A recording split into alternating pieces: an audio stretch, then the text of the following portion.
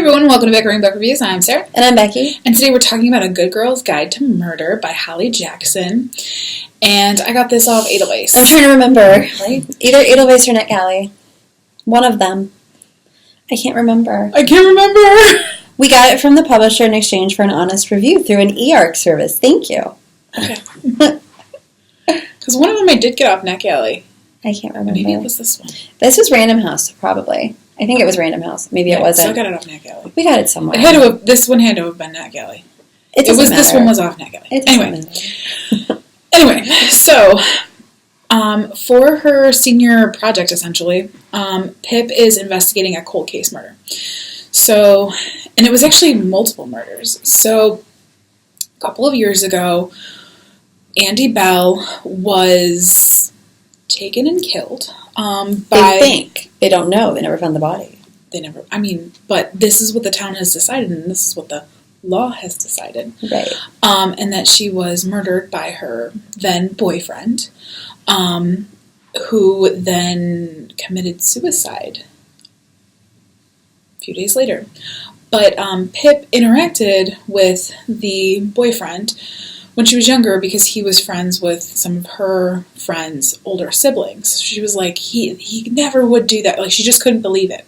So for her senior project, she frames it as, I'm going to see how social media played a role in kind of this murder investigation and kind of the acceptance of things that she couldn't believe. But really it just turns into, I'm going to see what really happened. And so she kind of reaches out to the boyfriend's younger brother, Aunt Ravi, and she reaches out to the friends that were there during the time and, teachers and journalists and just different and police officers and people who were all involved in the investigation.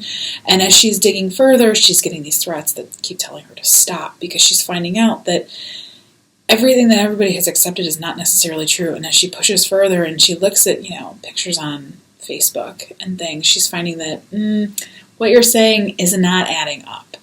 And so she's going through all of the ins and outs to figure out what really happened, but it becomes more dangerous for her.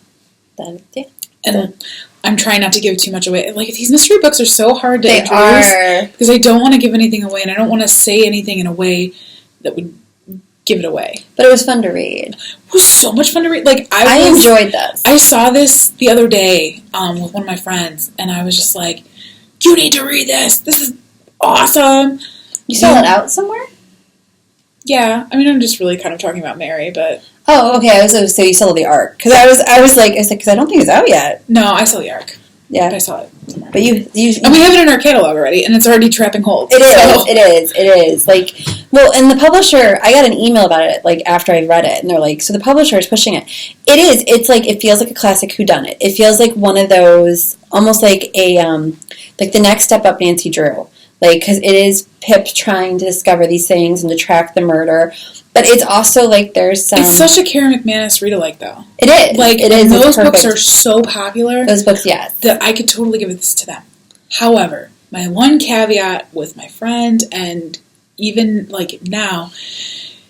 The big elephant, in the room is the British versus American. So this book feels like it takes place in Britain, but it does not. It takes place in Connecticut. And I don't know why they did that. I don't know. Because it wasn't necessary. Right. Like, that's the thing. And I don't know, because it originally was released in England, so I don't know if originally it took place in England and they just picked somewhere in the United States, or if she always based it in Connecticut, but it was distracting. Because first of all, people in the United States aren't named Pippa.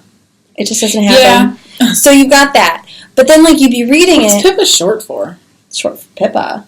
Oh, it can be short for Philippa, but usually Pippa's just Pippa. Pippa's just Pippa. Which, that's fine if it's, like, a British book, but, like, you'd be reading it, and I would be, like, so totally sucked into it. And then they would say something, like, really British, and they're American teens, and it would, like, knock me out of the story. Like, turns of phrase. But, and even how the project was framed, right? Like, I feel like the way that it was described, like, usually we just, like, it's like a senior project, but, like, the way that it was formatted, like, didn't even seem to fit right. And there's a part where somebody's talking about his grades, and I think that he was saying that he got, like, U's and E's. We don't do that in the United States. So it was like this was, like, this, like, great book, but the setting wasn't right. Yeah. And so it was distracting. It was very distracting. But it was such a great book that, like, I'm like, that's super distracting, but I am going to give that a pass because I am so invested in this story. But it took me from super loving it to everybody must read it every second of the day to, oh, it's just a great book that I really, really enjoyed, if that makes sense. Plus, the ending is a little muddled, but by that point, I was in. I was like, I don't care. Yeah, I mean... You could tell me aliens killed him, and I'd be like, oh, okay, yeah. I mean, yeah. I was a part with the dog, and I'm like, really? Are we really going this route? Like, see, and then it was like there was like another twist, and then there was like another twist, and then there was another twist, and I was like, you really need that, but okay. I'm in. Like, I'm interested, and there's another book coming out. Oh, I'm totally gonna read the other book. I'm on it. Like, I just really hope that the publisher notices. And there were, I can't remember, there was like, did they say something was in kilometers at one point? There were a lot of things, a lot of little things that made it. And what's hard is that these mystery books are really good for reluctant readers because they like the mystery. And a reluctant reader is going to have a problem with that. Yeah. So, but we should read it. Though, I think... Plus, it's 400 pages long. That's hard for a reluctant reader. It was long. But it didn't feel like... No, I read it like in a day and a half. Like, that's the thing. That's why it was so really good. Quickly. And then they missed that thing. Well, and I was convinced that this one thing was true. Like, I was convinced this one thing about Andy. Like, convinced. And then, like, something different happened. But like, you know what? My mom watches a lot of those British mysteries, and that's what happens. Like, they line it up, and you think, and then all of a sudden they're like, nope, over here. All right, we should probably just rate it. So our rating system starts at the top with 5 unicorns. Oh, did you introduce it? Just go. 5 unicorns. You go down to 2 unicorns. If you don't like it, it's a horse. I'm in a 4 unicorn. Like, it was so good, and, like, I am going to recommend this to people. Oh, yeah, no. But I think we kind of had talked about it a little bit earlier before we started filming, but I think the setting really kind of cost it a 5. Like, it could have been top book of the year thus far. Right. I mean, it's only the first week, end of January, but still. Right, but, like, it's a strong contender. No, I truly enjoyed it. And I give it a 4, too. And I do a book club at the high school where I take books for the kids to check out, and I'm going to take it because I think that they'll enjoy it, particularly the murder mystery kids. But, yeah, the setting just... It went from being my favorite book to I really enjoyed it. Yeah. So that is where we are. So we'll see you around. Bye.